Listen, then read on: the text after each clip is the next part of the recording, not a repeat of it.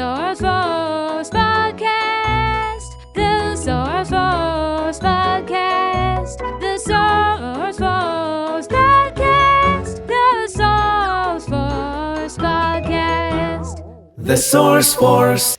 Nicole Collins, welcome to the Source Force Podcast. Thank you for having me. No, it's been an absolute pleasure. You're the founder and chief golfer, we need to add, Yes. of Rain Accounting. Yeah, we thought we had to add that in because every time I went out somewhere, my friends were like, "Did you know she plays golf?" No, it's like you don't see many women playing golf neither, so you've got to add it in. Yeah, absolutely. And I grew up in a area and a generation where girls didn't do boy sports. Yeah. So it was very difficult. Definitely. So where did it all begin from you, from your time in school to where you are now? With regards to the golf, I would definitely say it was more my dad. My dad played. My mum would take us to driving ranges and things like that growing up, and I started at about 8-9-year-old sort of getting into it, and then it was my dad would try and like get us out and got my first membership, and it was kind of like, right, okay, we'll get you on the course and do like 9 holes here and there. And at that age I was like, to begin with I was like, oh yeah, I really like this, and then I kind of got to the point where you start going up and getting to teenage years and it's like, this is so cool. Yeah. During the wet weather and you're like, oh. Yeah. So I started in the winter, which was actually better to start in because you knew what the hardship was in it. And I would make every single excuse under the sun not to go golfing up until about 12. And then I started competing and then realised that actually, this is something for me. Totally. So were you still in school during this time, or was it? Yeah. So I used to actually get day release from school to go and play. So my English teacher was actually a lady who I played with, and she used to get us day release to go and play in like British Heart Foundation competitions, charity days. I played for the club, I played for the ladies, I did a bit of county, so it was all a bit. That's brilliant. And amazing. I bet from a business perspective, not knowing what you're going to go into, you met and networked with so many great people. Yeah, I mean, I've met some fantastic people, and obviously now I'm part of Clubs, which is a network for women and getting women into golf. So we actually have players and people who've come in there that actually took membership up, and I've met other ladies who play golf now. And when I was growing up, I had a lot of problems with sexism. Yeah. The boys, because I was obviously in junior until 21, wouldn't mark my cards, wouldn't go out playing golf with us, wouldn't let us play in the competitions. So I was very much of a person who was just like, if you tell me I can't do something, watch us, I'm doing it. That's amazing. So when it came on the night of trophies, they did not like it when I was getting up and taking them. You don't even think about that though, do you? No, and it is ridiculous. such a part where they're not taught. Junior boys and girls in some instances aren't taught from a young age to actually respect each other. It was competition continuously, but I think in good, that set me in good stead of where I'm at now in life, and I'll never say I regret anything, because I actually think every single thing I've done is caused me to be who I am now. Yeah, that's brilliant. And it's not quite a team sport, golf, is it? It is like Yeah. you play a bit of doubles, but everyone's still against each other. 100%. And I think you've got to go out there with kind of like, my always game was, get your game finished by the 13th, make sure you're winning, and that's it. You can come in on the 13th and have your chocolate fudge cake. That is so good. Parmo chocolate fudge cake, amazing. Chocolate fudge cake done. That was my life. So I literally lived to basically beat my opponent by the 13th every round. Wow. That is some going. Wow, that is amazing.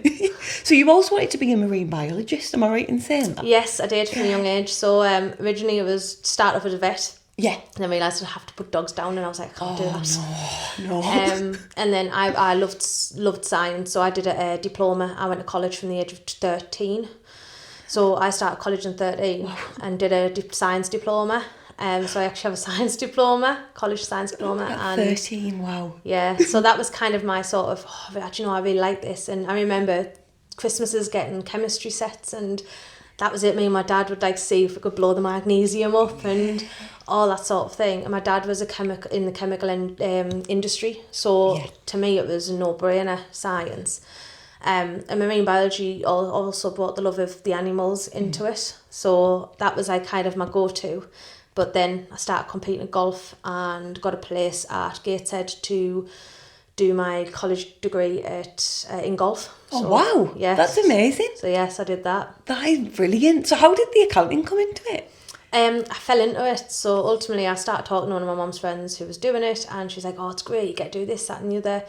And at the time, I think I was 21, 22, and I was looking for my first house. So an apprenticeship was sort of the way to go. I was working in Asda full time because I was still doing college. Yes, I was still doing college.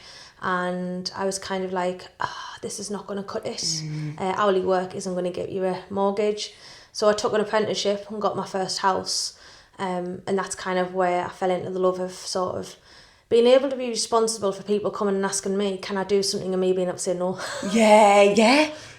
So ultimately it is down to us sort of how a business performs and how we showcase what that business is doing and what they could do better. And I enjoyed that bit, being able to see businesses turned around from some of the worst instances to most profitable at the time. Yeah, and I think accounting is quite underrated because it is just, a lot of people think, oh, they just put numbers in once a year and that's kind of it, and you don't see the bigger picture. No, and I think with us is certain, and obviously my team are very much similar in how we think, of we're the biggest cheerleaders for our clients. If we can't fix it and we can't see where the problems are, we work with them to say, okay, how have you gotten to here? What have you done? And I explain to anybody I'm speaking to, new, old, whatever, how long they've ever been on with us. I say, you give us the chapters and we put your story together. Oh, wow. That's brilliant. So, yeah. That is so good. And when you think back to when you started your apprenticeship and then you look at your life now, has your definition of what you would class as success changed? I think I was always a money-driven person growing up, and I'm not going to say that isn't in me now, but I would definitely say that with regards to monetary value, it's probably more of I'm rich for being able to see my daughter. Yes. Taking her to school, picking her up from school. She plays golf, so being able to be at her tournaments and things like that, to me, that is absolutely, that's rich in its own definition. Definitely. And we talked a little bit about that sort of competition and the skills in golf that have helped you in business. Yeah. What are the other skills that golf's brought about that you still use today? I think the biggest thing is obviously being aware of your surroundings. Yeah.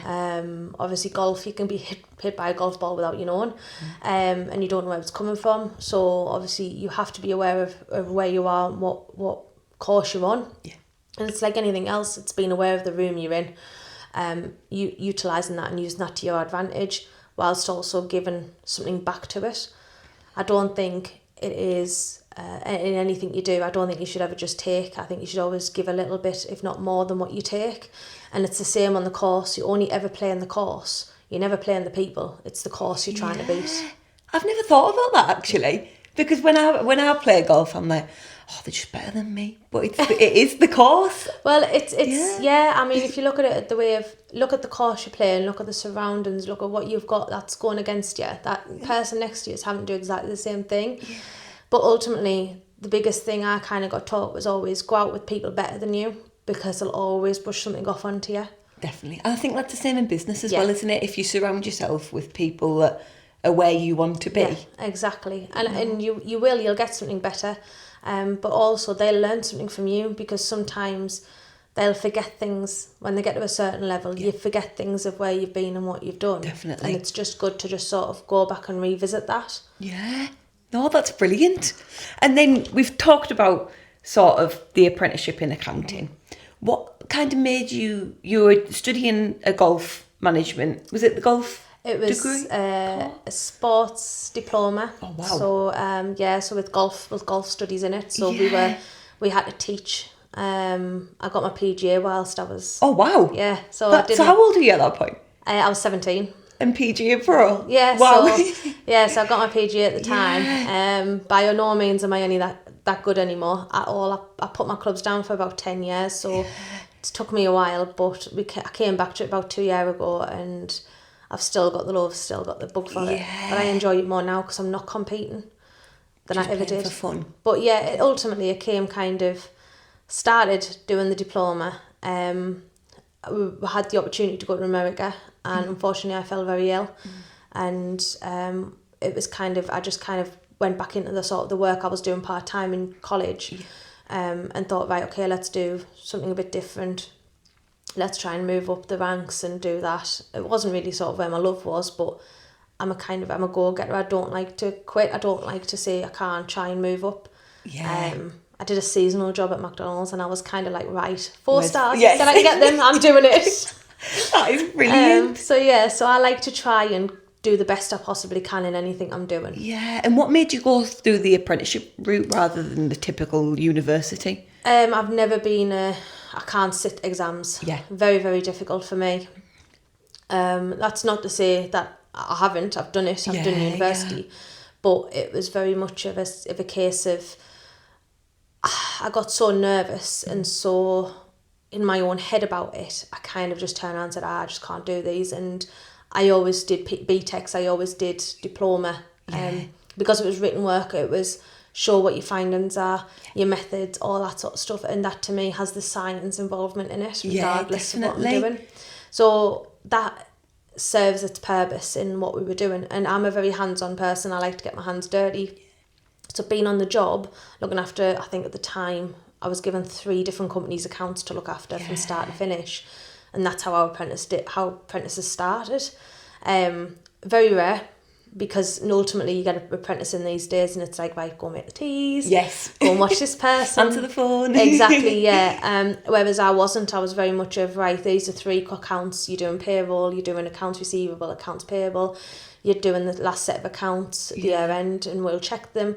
So we got the full gist of all generic role of what accountancy is. And that to me didn't make me fall out of love with it. It actually made me think, I'm good at this. And that's something that, like, going to uni would never teach you that. No. And this was one of the biggest arguments I had with my university. Yeah. It was because hands-on experience is so vital for anything you're doing. I always say, even if you can volunteer, if you can get your hands dirty, go and do it, because it will serve your purpose. Yeah, definitely. And I think it's kind of, we're getting past that point now, but was there any judgment around taking a BTEC course and not taking that typical route when you were younger, or was everything quite supportive? In school there was. Yeah. Obviously, kids can be awful. And in school, if you were seen to take a BTEC, you weren't brainy enough to be able to sit the exams. And that was never the case. It was just more actually I could apply myself better in written work and apply myself being able to show how to do it, whereas an exam doesn't necessarily show you being able to do the position or do the job. It actually just shows that you understand what it is they're asking. Whereas ultimately a BTEC actually gives you a bit of both, which to me states that you've probably got a better understanding than anybody. Definitely, because you did end up going to university later in life. 25 with a 1-year-old, yes. Oh, with a 1-year-old? Yes. Wow. So what was that course? Was that the accountancy course? It was, yeah. So I was in a position at the time and I wanted again to move up. I didn't know if I was going to stay there forever, but I wanted to move up, and the job role wanted a degree. Yeah. I didn't have it, so I was like, okay, I've done it and I've time served and all that. And they went, go and get a degree and we'll pop you up. And I was like, champion. So I set up for university. Unfortunately, they went back on their word and said, we can't support you, so you'll have to quit. So I quit my job and got a temporary position, and then COVID happened as well in the middle of it all. So yes, I was on sold our house, because as you do. So we'd actually sold our house. The market had crashed, so we had no home to go to. So I was in university full time with a full-time job, a 1-year-old in tow, with no house, doing exams from home. So that was fun. Wow, it doesn't rain. Doesn't rain, of course, but the resilience is second to none. Definitely. And I think if you can go through anything, and you can go through all that, you can showcase anything of what you can do. And how did your mindset work in that? Like, not wanting to throw in the towel and say, all right. Oh, on numerous occasions I would cry, hide in a corner, and just think, I'm not doing this anymore. I totally get that. But ultimately, because the market crashed, my biggest thing was we needed to save, and we needed to save fast. Yeah. Obviously, you couldn't get a mortgage. No. If you needed a mortgage, it was a 70% mortgage, I think. Wow. Which this day and age is unheard of. Yeah. So it was kind of like, right, knuckle down, let's go. My husband was on full-time work and every overtime shift he could get. I was in full-time work, and luckily his mum took us in for 6 months so that we could actually have childcare and save. And within 6 months we bought a house, got the mortgage, And I was like, right, if I can do this, I can do anything. And it was kind of that moment where it was like, no matter what happens, I always look back and go, I've been through worse. Yes. So, Totally. yeah, so to me, it's kind of, I always look backwards. And my granddad used to always say to me, no matter what's going on with you, there's always somebody else worse off in the world. Yes. And do you know what? I always think about that. Yeah. And whenever you're going through a bit of a tough time, Yeah. you've just got to think about that, don't you? Of course you do. And I think with everything, there's a lesson to be learned in anything you're doing. Yeah. Whether it's tying your shoelace or whether it's just locking your front door, there's a lesson to be learned somewhere. But ultimately, I think a lot of the things of how I was brought up, it's kind of installed in me of how to react and how to go forward and ultimately do what I'm doing. Yeah, that's brilliant. And going back to like that starting university at 25 rather than 18, Yeah.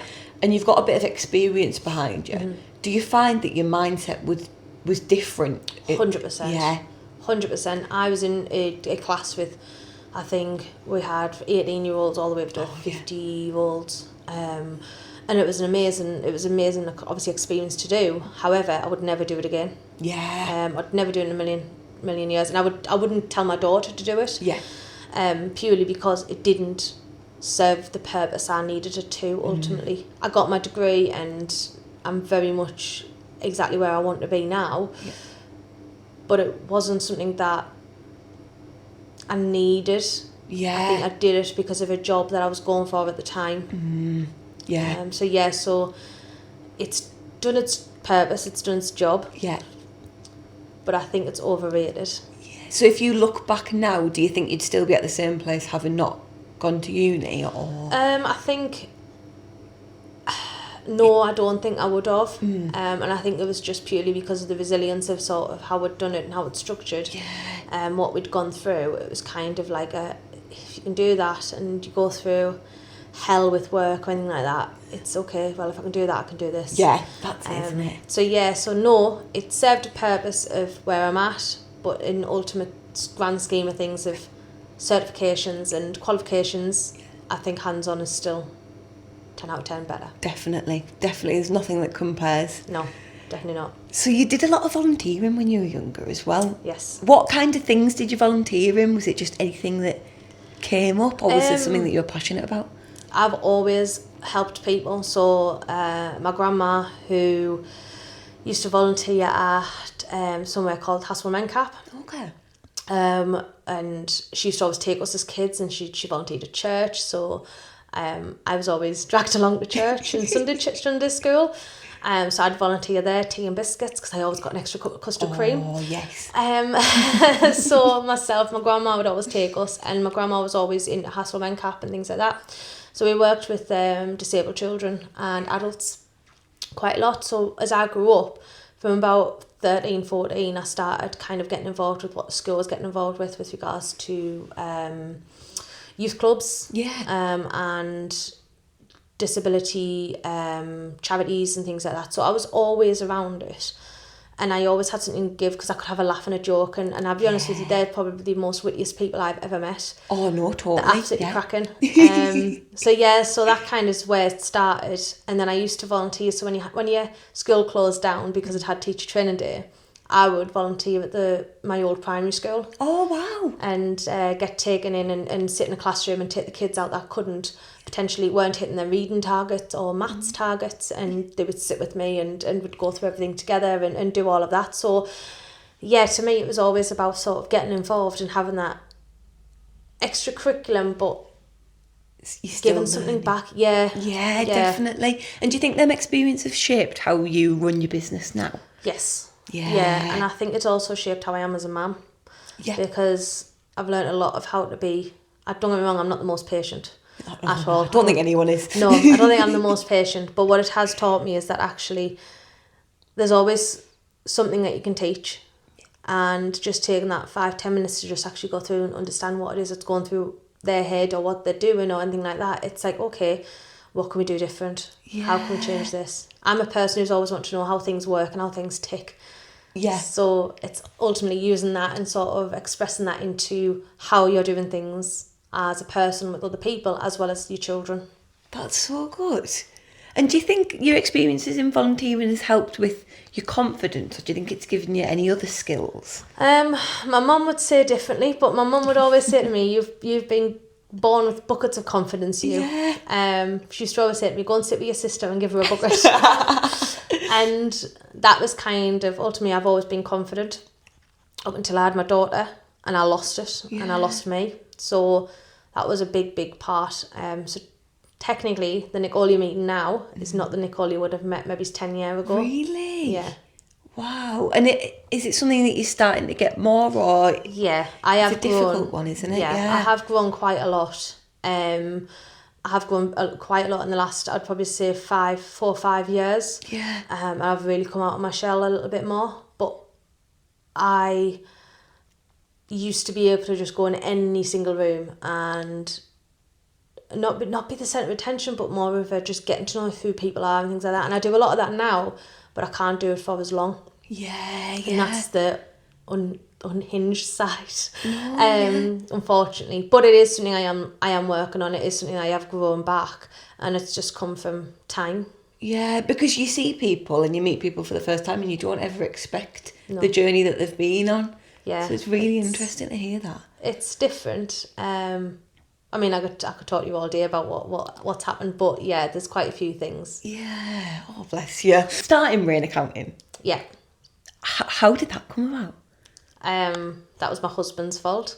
He turned around to me. So I'd done my degree. I'd had a massive problem in year 3, and I was doing work 8 till 5, then from 5 till 2 in the morning trying to finish my dissertation or exams, and trying to get through it. And by the end of it, I went, oh my God, thank God that's over. And he went, do you know what? He said, you can't work for anyone new. I says, what do you mean? He says, just everywhere you go, there's a problem. And I was like, oh, okay. And he went, no. He was like, just set up and just do it. And I was like, do what? He said, just go for it. I was like, I don't know, I'm industry. And he was like, just go for it. So I did it. I did it in October 22, set up.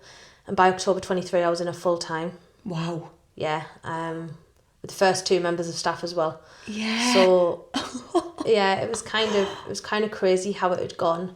And now my husband actually works with us full-time as well. That is brilliant. Yeah. I bet you're so proud looking back when I it's am. just you. I am, and sometimes you've got to kind of stop and look at where you've been and where you are now. Yeah. So I think we forget that ultimately in our journey, especially entrepreneurship, and I've learned this over the years. We're always looking for, right, what's next? Yes. No matter what, it's what's next. No, definitely. And we never look at actually, stop, where are you? Because this is where you wanted to be 4 years ago, and you're there. Yeah. And we don't think that as entrepreneurs at all. No, absolutely. So starting the company at the very beginning, what was the scariest part and what was the most exciting? The scariest part, I don't think I was scared at the point because I had a full-time job. Yeah. So I still had a wage. It was when I got to October 23 and I phoned my husband and said, well, I've put my notice in. And he went, you what? And I went, I've put my notice in, I'm leaving in October. He's like, oh, right, we better make this work. And I literally left employment with only 10 clients at the time. Yeah. Now we're sitting at over 100. Oh, wow. Yeah, so we're sitting at over 100 with, I think there's 6 of us in the team at the minute. That is amazing. That is brilliant. And coming from a sort of accountancy role, university, how do you think it shaped you as a leader? I think in university, you've obviously got to be able to manage your own time. You've got to be able to manage your own responsibilities. And this is what it teaches you from obviously school, tries a little bit, but doesn't give you everything. College, they still babysit you. Yeah. Whereas university, they're like, right, there's your times, there's your dates, sort it out. Yeah. Ultimately, I was what you would call a matured student. I did ask if it was my age or they actually thought I was mature. But, and it was that kind of thing. And to me, I was already in the sense that I always managed my time, and I did that through school. I was very, very good at that. Time, homework, things like that was always never late. But I think kids as well these days, that is one big thing that they can take from it. But they should be made to do it in school. They should be made to manage their times in school. If you've got homework, you've got homework. Consequences if you don't bring it in. And they need to learn that, unfortunately, if you don't hit the deadlines, things do go wrong. Totally, because when they go into the world of work and university, they get just such a big shock. Exactly, and I think there's a barrier in between. I still class college as school because to me, they still get time off. They still get that sort of range and how they're doing things. But what they should do is college should be when setting the stone of right. You're by yourselves now, you're your own adult, this is what you need to sort. And ultimately the last 2 years of school should be doing that as well. As much as they try and much as they're under pressure, there needs to be something else in there to sort of, you've gone from a baby to an adult. No, definitely. I remember when I first got my first office job, Yeah. I'd go up to my manager and say, am I okay to have my lunch? Yeah, can I go to the toilet? Yeah, honestly, it's like that. And you don't get shown in school that this is what it's going to be like. Yeah, exactly that. Definitely. And I think it's something that's sort of needed because obviously you need to put your hand up in school. You get to college and it's like, just still put my hand up? Do I not? No, What do I do? yeah, definitely. And you're responsible to get there. But it is something that can be looked at and I think it's something that could be helped. Yeah. But yeah. Yeah, definitely. And we'll go back to Rain Accounting. Yeah. What do you think Rain Accounting sets it apart from other accountancy firms? I think the biggest thing with us is, because I'm ex-industry, I know the business from start to finish. I can see the sort of the problems and the turmoil and working in a team environment of you're not just working with one department, you work with all. I think a lot of accountancy practices as well at this day and age, obviously I can't speak for them all, I never really went into practice. It was more of I've seen them pigeonhole quite a lot of people and not actually showcase what they can do. Yeah. I think ultimately the way we do it is we give our members the opportunity to be able to be responsible for them accounts and responsible for them people, to showcase that actually they can manage them, they can process stuff and they can keep within deadlines, but also chase the stuff up that's needed from other departments. And it's that sort of communication and connection, and we are really, really big on communication in where we are. We try and hold our utmost to be able to be there for every client, and we're their biggest cheerleaders. Yeah. We network non-stop. So if we know we've got a client who's working in one industry but another one's looking for it, I will literally pick up the phone and be like, right, I've got such and such. They need to speak to you. Are you happy with that? Yep, sound. Yeah. We go from there. So that's our biggest thing. But we are a family firm. It is very much of, I go into meetings and my daughter will come up behind me and she's like, who is it? Yeah. I'll be like, oh, such and such. She's like, oh, hi. And she'll pop in. And most of my clients know my daughter because she's been in it for such a long time. That to me showcases that I also am very much of if you've got problems with home life, dogs, kids, whatever, just give us a shout, just give us a bell. 9 times out of 10 I've probably got the same. Yeah, that's it, isn't it? Yeah. I think there is kind of a secret about that. Oh, it's just my business and nobody knows about my family. Yeah. And they shut the door. You see it on BBC News. Quickly get out. Yeah. Don't go in there. Yeah. Yeah. No, we're Definitely. very much. I've had clients pop around. We are very good friends with a lot of clients who literally come around at Christmas, knock on the door, and like, I've got a Christmas present for free. Oh. And I'm like, oh gosh, she's got too much stuff. But that's ultimately who we are. Yeah. I try and go above and beyond for everything, and I treat people how I'd want to be treated. Mm-hmm. I don't treat them any different. I don't treat them as a number, because to me they're not. At the end of the day, they've grown us. They've made us be able to create jobs, which was a massive goal and what I wanted to do. And ultimately, my husband has now left a career that he was in for 12 years and can actually watch his daughter grow up. Yes. Which is a big part of who we are. Yeah. From him working, when you said about him working overtime and working shifts. Overtime shifts. Yeah. He was a shift leader, so it was kind of, he was always in. And he took a big leap. He took a big leap in December. And I'm so proud of him for doing so. But now it's kind of like, oh, thank God for that. I don't have to run around for all the hobbies. That's true. So he's took a lot of it. But he's grown and he's learning a new industry that he's never been in before. His confidence has skyrocketed, and most of my clients who want me will actually speak to him over me now. Yeah. And he gets invited to go play golf. How rude. I'm like, how dare you? Yeah. Hello. Yeah, I'm still here. So what do you think Because you've got, did you say you've got 6 people in your team now? We've got a mix of 6 at the minute. We are growing. We have just put a couple more job adverts out as well. Wow. So what do you think the biggest shift in your sort of mindset from being an employee or working on your own to having a team? I don't think it ever fully shifts, in all fairness. Yeah. I think you always worry, always wondering, I can just do that. I think with me, it's sort of my biggest thing is delegation, is learning how to delegate correctly. I'd be surprised if there's any CEOs out there or entrepreneurs out there that have said, I've got it nailed. Yeah. Because I look and I think, actually, there's quite a lot that I could still delegate. But you'll find me jumping on the computer at 10, 11 o'clock at night and going, I can just do it, just let me get on with it. And actually, it's more of that's somebody else's responsibility. And I'm actually doing them a disharm by taking it away from them. So, I think that's the biggest thing, sort of mindset and change of how I need to be. Purely on delegation is one of the biggest, strongest point of moving from that employee to CEO. Definitely. I think what I would struggle with personally, if I'd grew this business, I'd be like, this is my baby. I don't want to give you anything. 100%. Yeah. I literally, you have people, somebody's always got an opinion somewhere. Yeah.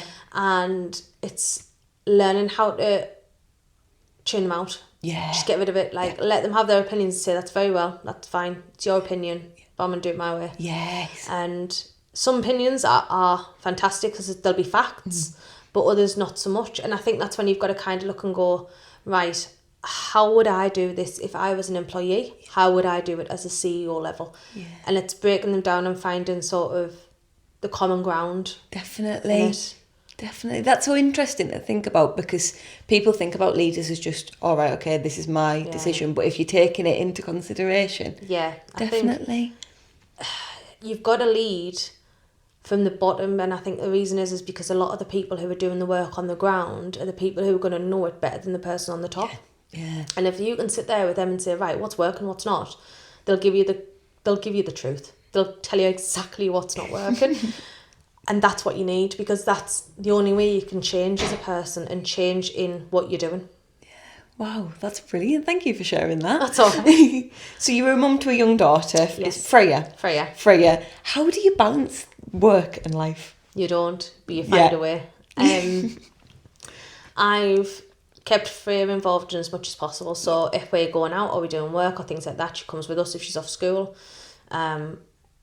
Majority of the time she'll come in from school, and she's at the age now, she's 8 now, and she's at the age now where she knows not to come in and bother us. And it's not so much as she doesn't want to, it's more of a mum's work and she needs to get that done. But I used to have her doing things like processing the post or filing it with her dad and things like that. So little jobs here and there she's always known how to do. But she can go to school and she could explain exactly what I do as a job. Definitely. From start to finish, because she's just been in it for so long. Yeah. I've always done it with hobbies and things like that. Hobbies have always been on a night, and my husband worked shifts at the time. So it would be on me. And I got to the point where it was I'd take my laptop and she'd be doing a hobby and I'd be in the library doing work. Yeah. But I always try and give her the time of day when she's awake, and then when she goes to sleep I'll catch up on things that I've maybe not getting around to doing and stuff. But you find a way. Totally. And I bet she sees you as an inspiration. She has her own business. Does she? She does. What is it that she's doing? So it's called the Freya Edit. So she sells stationery for kids. Oh, that's so good. Yeah, so she came into the office last year and she was like, I says, what do you want to do? I says, do you want to take some stuff in, or do you want to do some stuff for mum? She went, can I do my own thing? I was like, what? She's like, can I sell stationery? I was like, how are you going to sell it? Online? I was like, okay, let's give it a go. So I'll give her an amount, and I said to her, that's your amount, there's your website, find your websites. She's very, very good. And I know it sounds like, oh, she's telling a 7-year-old can do this. She is very smart. Yeah, wow. And would look, and she knew exactly how much she had to spend, what she could get for it. She'd ordered it. She'd picked everything. And then we did a few shows over last year. And she just absolutely loved it. So she's got that. It has took a bit of a backseat at the moment. Yeah. But as we're growing, we own another business as well. So as we're growing and the other business is growing, that will then eventually come up to Trump, and then she can do stuff, because when she's off school. Yeah. She will go and do all the packing. She'll do all the reordering. Yeah, She knows wow. exactly what she's doing. That is brilliant. So what's it called again? The Freya edit. The Freya edit, right. I'm keeping my eye out for that. Anybody who's listening that's got some kids, they need cool stationery. They do, absolutely do. So do you ever get that sort of mum guilt or business guilt?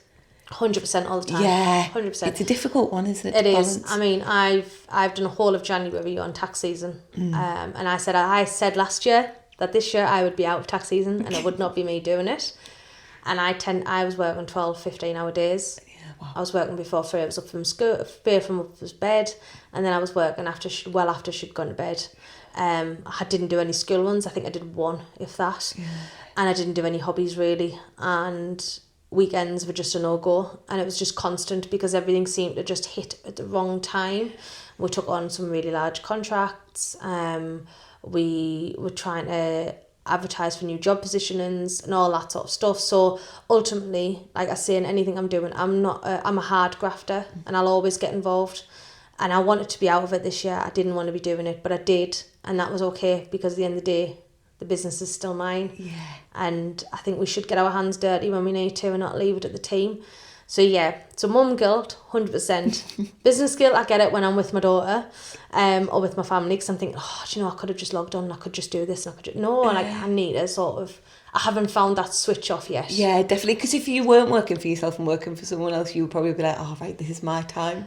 I did you not? No. I never did. Yeah. No, so I was very much, and my husband would tell me off all the time, just come off that computer, will you? And it wasn't, it was just, I knew things needed to be done, month end, year end, time needed to be sort of given. Yeah. And I always give, but I didn't always see the return in wherever I worked. So it was kind of like now I say to my members, like, if you are working, you tell me and I make sure that they take it because I'm very flexible on that and I want them to have the work-life balance. Yeah. I didn't have it. I still don't have it now, down to a T. But ultimately, if I can give it to somebody and have them the peace of mind, that is exactly what I want out of it. That's brilliant. And what belief did you have about business in general early on, but that you disagree with now? That business was always run by men. Yes. Yeah. Totally. Any room I went into, my mum started me networking from a young age. When she went networking, she'd take me. If I was off school, she'd take us. And I do the same with Freya. I have done since she was about 4-year-old. She's been networking in rooms with some of the biggest people in the Northeast. And to me, I remember the first room I ever went in, I had a suit on with a waistcoat and I walked in and I introduced myself, very confident, like I say, I walk in any room, very confident. And a guy was there and I went in and I went, hi, you okay? And I handed my hand out to handshake. And he just looked me up and down, curled his lip and walked away. And I just thought from that point, I went, I tell you, I said to my mum, I says, I will never work for a man like that. Yeah, wow. So ultimately now, I'm very much of I try not to, I don't tarnish men with all with the same brush. I've got a lot of male colleagues and male friends who are very surprised at sort of that's happened. Yeah. And I look at it now and just think some of the most powerful women in the Northeast are absolutely incredible at what they do. I'd love to be one of them people one day. Yeah. And I think that's kind of where I aim to and aspire to be just because of the belief of when I was a kid, business was run by men. Yeah, wow, I can't believe that story. That's absolutely shocking. Yeah. Oh, it's given me... Creepy, yeah, I know. So I've got to ask, is chief golfer still on the table as a career change? Well, who knows? I did say I wanted to get the business in a position where it doesn't necessarily need me on the ground as much. It wants me just being able to make the decisions. Yeah. I'd love to say that I can go for my senior card. Yeah. That would be amazing. I used to teach kids and I loved doing that. But I would love to be able to say that I'm going for my senior card and actually start competing again. Yeah, so totally. We shall see. Oh, and I think Freya will be up there as well. Oh, she'll be better than I ever was. Yeah. She started earlier. That's brilliant. So what are you most proud of, not just in your business, but in your personal life as well? I think my daughter, 100%. She's an incredible human being, and I've never got a problem. I can go anywhere, and I know my friends will say this who I'm friends with in business, and they'll say the same thing. She can walk into a room and light it up straight away. Yeah. And that to me speaks volumes. So yeah, my daughter, 100%. No, she does sound amazing. She's incredible. She'd actually come and sit here and do a full one with you. Oh, that's when we get there. The stationery back up and running. She can come. She will absolutely love that. So what's the future for Rain Accounting? So our future is we are hoping to grow. We're about to split it down the middle. We have different amount of clients, so we are splitting into different businesses, but that doesn't affect anything what we're doing. And we have a sister company as well now, which is literally just launched this week in Birmingham. Wow. So we're hoping that Rain will kind of be set to be one of the number ones in the Northeast that people actually trust and let us be able to help them and share their journey, because that's my biggest thing. Yes, totally. Is you can look at how many places I've worked on LinkedIn and things like that. I love variety, and that is what we offer, and that is what I love about it. I get to share the journey of different businesses and different industries and understand what it is they're trying to achieve and help them achieve them goals. That's brilliant. So, yeah. Oh, I can't wait to see the future for you. If someone's listening to your episode today and takes only one thing away, what do you hope it is? Just start. Whatever it is you're doing, whether it's just taking that one step out the house, or whether it's that one step of being able to just change your career, just do it. And the biggest thing I'll say to anybody is, if anybody says to you, you can't do it, just say, watch me. That is amazing. And I've got one final question, Yeah. and we always end on this question each episode, and it's, if you could go back to your younger self and give yourself one piece of advice, what would it be?